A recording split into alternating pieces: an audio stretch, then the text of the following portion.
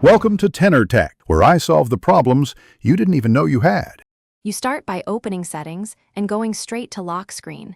This is where Samsung controls what appears when your phone sleeps. Once done, tap Notifications and then tap the Lock Screen preview area. Make sure to use your PIN or fingerprint to access advanced options, because some notification controls are restricted while locked.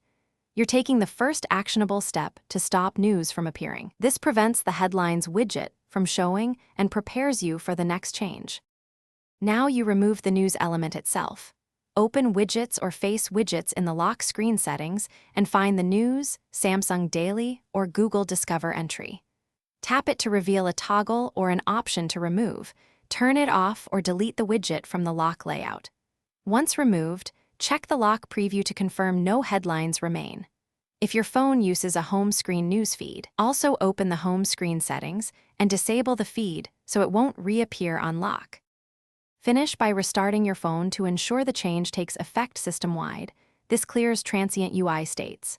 If news still shows, go to Settings Apps, pick the Samsung or Google News app, and disable lock screen notifications or uninstall updates.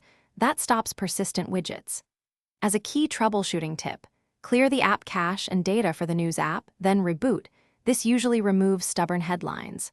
If problems continue, check for a software update or factory reset as a last resort. Thanks for watching. Subscribe to keep your life in tune.